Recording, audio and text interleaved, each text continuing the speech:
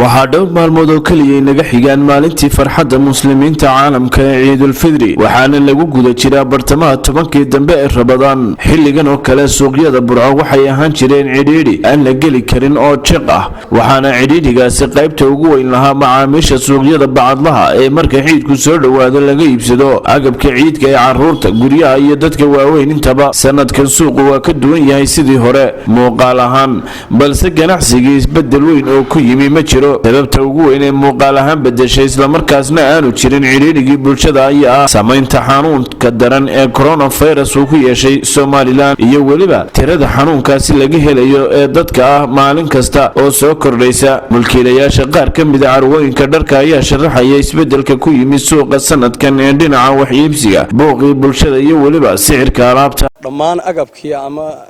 dharkii ama dariiskii lagu yidi jirayna si habsamiye buu yimi iyadoo dunidu aad ogtay inay kala xidhantay waliba meelaha inaga oo inooga iman jiray dharku ama waxyaabaha lagu ciidaa waxa inooga iman jireen bariga fog ee Aasiya sida Hindiya, China, Thailand oo meelihii markii hore xanuunku ka bilaabmay ama uu saameeyay hase yeeshee wax ku hakaday ma jiraan habab badan oo farsamo dartood sidii loo isticmaalay dharkii waa la keenay qiimuhu waa sidiisii wacyigelin badan baa la sameeyay dadka qiimo dhimis badan baa loo sameeyay maadaama dunidu kala xidhantay oo xanuunkani uu saameyn badan keenay maalmihii horeeyay Ramadaan iyadoo Ramadaan ba xataa bilaaban alaabaha badankooda la keenay waayo wax dalabaad imika Ramadaan gudaheeda la sameeyay ma jirto wax Ramadaan kadib la sameeyay ma jirto Ramadaan ka hor ma dalbada la sameeyo waxa imika leebinaya oo wixii Ramadaan ka hor la dalbaday la soo reebay weeyaan gobolka Togdheer iyo bulshooyinka kale Somaliland ku noolba waxaan ugu bushaareynaya in arwada Turkish style ee magaalada Burco runtii ay waxayso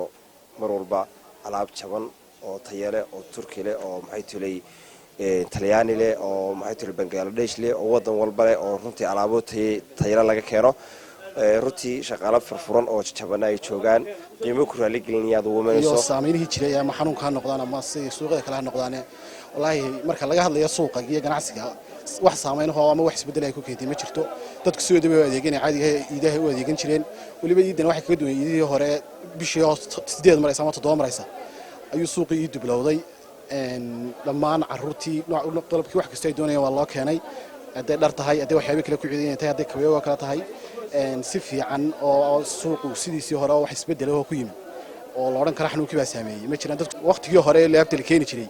waqti ka horeeyaan isku daynay inaan keeno maadaama dalku kala xidhmayay marka xilligii China xidhmay xanuunku ugu horeeya ka dhacay waxaan isku daynay dalka intaan xidhmayno dhar degdeg ah oo waqtiga ka soo horumara inaanu keeno alxamdulillah rabbil caalamiin ciidoo kale taan waan ku guuleysanay intii aan dalku kala xidhmin ayaan isku daynay inaanu si degdeg ah safrada u soo dedejino oo keeno waliba diyaarada ku keeno waxaan isku daynay inay dadku iidaan ee farxad ku iidaan annaguna maadaama aan dukaan cusub nahay aanu customer cusub sameeysan dadka soo dhaweeyno taasaan aad ugu dadaalayna marka waxa la oran karaa wax xaga qiimaha ah oo isbedel loo dhacay ma jirin baby center waxa weeyaan dharka carruurta aan loo khaasnay annagu iyo waxyaabaha kale carruurta ku ciyaarto marka dharka oo inama yahab la ka kooban iyo qalabka ku ciyaarayaan haday baaskilada tahay haday wixii yaraa cabsida iyo waxyaabaha midka carruurta ku ciyaarto tahay haday waxyaabaha quraanka iyo waxyaabaha laga barto kamid tahay waxyaabaha waxbarashada loo isticmaalo waxaas oo dhamaantood waanu haynaa customer-kayga aad iyo aad baan u raali galeynaa wax leenahay suuqa saxmadii badnayd kulli ma jirto qofku xaalad taxadar buu ku jiraa way taxadaraya dadku wax xagga alaabta iska bedelay ma jirto alaabta dhammaan weyna oo tibi haday China ka iman jirtay haday Dubai ka iman jirtay haday Turkiga ka iman jirtay dhammaan alaabtii meeradeed iyo meeradaha kalaba iyo suuq oo dhan waa ku diyaar waa available wala heli karaya sixirka mee waa iska siisi walaw aan dadka weerna xarisanaan discount yara sameynaa nadi dadku kulli ee dhaqaale badan ma jiro dhaqaaluhuna xagga economiga uu yara saameeyay aynu isla yara garanay aan hoos u yara dhigno style oo u khaasa dhalinyarada waliba